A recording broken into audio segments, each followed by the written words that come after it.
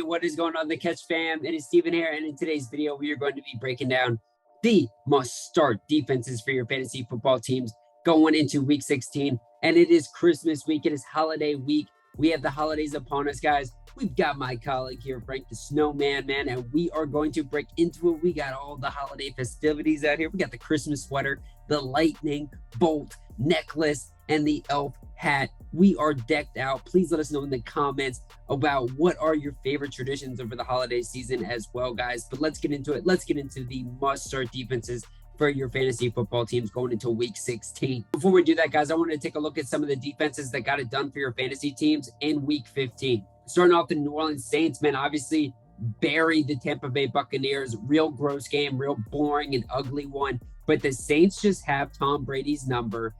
Buccaneers obviously super banged up. That's unfortunate, but the Saints have the number, man. And going forward, we need to factor that into Tom Brady's projections whenever they do play. Cowboys got it done. No surprise there. The Jets, though, after that Miami game where they took advantage of Tua, that is going to come up later in today's episode when we talk about the defenses to look at. With that said, guys, the first must-start defense on today's video is going to be the Kansas City Chiefs. I get it. They had a bad game last week against the Chargers, only 3 points. It was a gross one. It was not exactly what you wanted, but terrible matchup.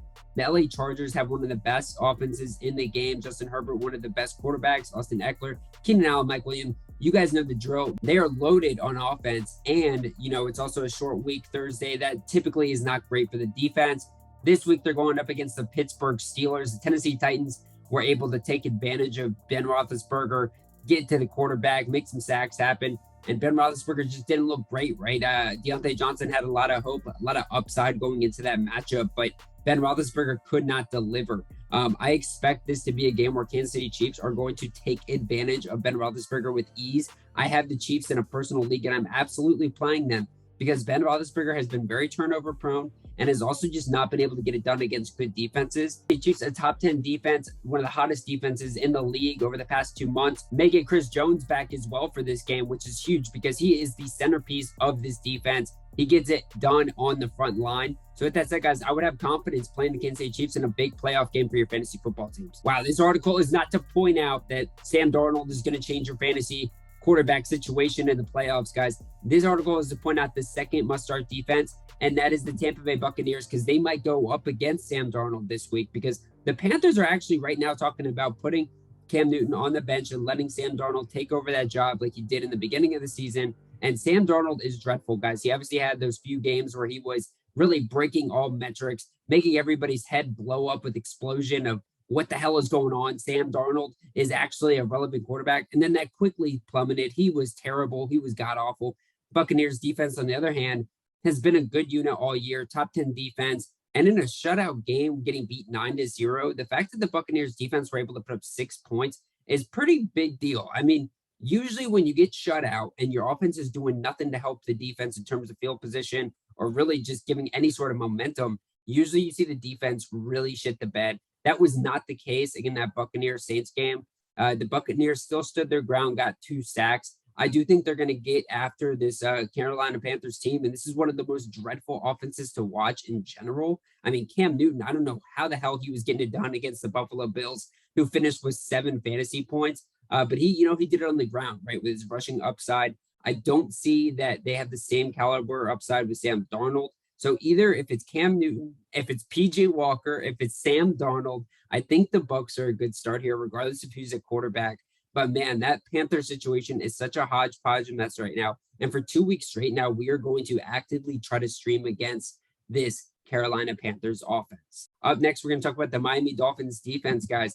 This might be a unit that you don't have the advantage of having. But if you do have this defense on your squad, maybe riding that 9-point performance against the Jets last week, this is another week where you can put them into your lineups against the New Orleans Saints, right? This offense is not great. You've got Taysom Hill there, who is always turnover prone. But the thing about this Miami defense is they get at the quarterback at a high rate. 6 sacks last week against the New York Jets.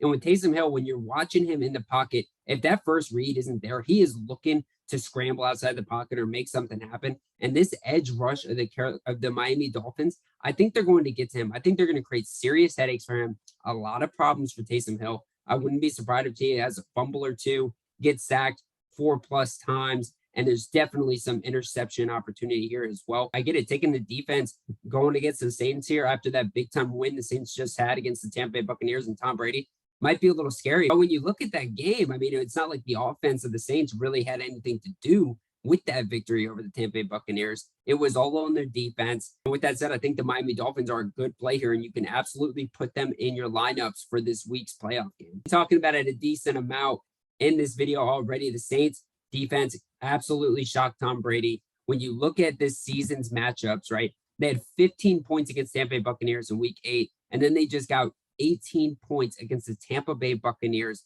the #1 defense on the week. They got it done, man. 4 sacks, a pick, and a fumble. This unit really just has Tom Brady's number, because when you look at the rest of the numbers, they have not been great over the past month. But what I am thinking is that maybe this is an opportunity for the New Orleans Saints to use that as a momentum game defensively to get their shit straight, to not put too much emphasis on Taysom Hill to lead this team to a victory. Maybe we win this game by having the New Orleans Saints defense really lead that team to a victory. As I said earlier too, guys, we took a look at the top defenses, and the New York Jets were up there, right? And that's because the New York Jets made Tua look god awful. Tua disappointed the hell out of me last week against the Jets. I thought he would have a great opportunity to get it done. Every other quarterback playing this Jets team has gotten it done this season. He would fit in there, get it done in a stream, but that was not the case. The Jets were able to take advantage of him. Tua was forcing balls. He just didn't seem to have any oomph to his passing game. And I mean, I get it. His boy Waddle was down, but I don't see this as being a huge upside when Waddle comes back against the Saints defense. And if you're talking about maybe they can get it done on the run to take a little bit of pressure off of a guy like Tua, who doesn't seem to handle the pressure too well. The Saints defense is one of the top defenses, if not the best defense against the run. So I don't think Myles Gaskin or Duke Johnson or whoever the hell the Dolphins are rolling out in the running game is going to be able to get it done against the Saints defense either. So I do think this is a great opportunity for the Saints to parlay that tremendous game against the Tampa Bay Buccaneers with another good one in a pretty favorable matchup against the Miami Dolphins.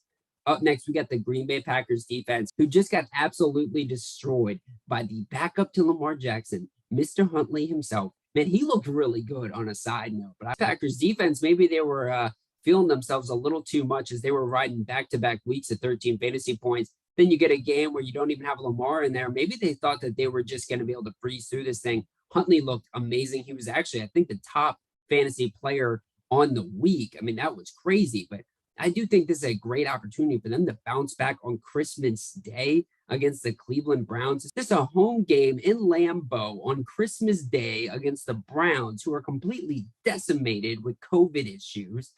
Who knows how long it takes for this Browns team to get fully back together, fully back on the same page. I think this is a great opportunity for the Packers to go ahead and get a solid stream against them. I was mentioning this about the Packers over the past couple weeks, that I like this Brown spot, and that was before even the COVID stuff came out. So I do think this is a situation where if you still have the Packers on your team, maybe you did look at them and for another stream this week if you don't have a better option.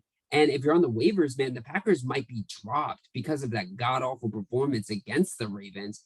So maybe grab them because they are better than a lot of other options on your waivers for this week. Last defense I'm going to talk about, guys, the Philadelphia Eagles. And full disclosure, this video is being made prior to the Washington football team Philadelphia Eagles game that got postponed to Tuesday. So this is before anything comes out in that Washington game, which I am thinking that the Eagles are going to do a really good job at beating up on this COVID mess Washington football team unit.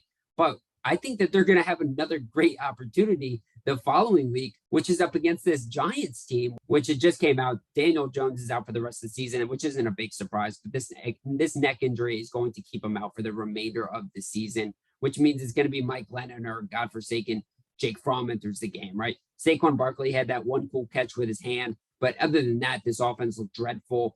Sterling Shepard out with an Achilles injury. I think this Eagles team is going to get back-to-back weeks going up against a team that is basically decimated with injuries, right? So I think you can absolutely play this unit in a great streaming option again. And I do think that after these two performances, right, I don't want to predict too much of where these guys are going to land. Again, this is before the Washington football team game, but this could crack them into the top 12, top 10, because they're basically playing a bunch of bench warmers.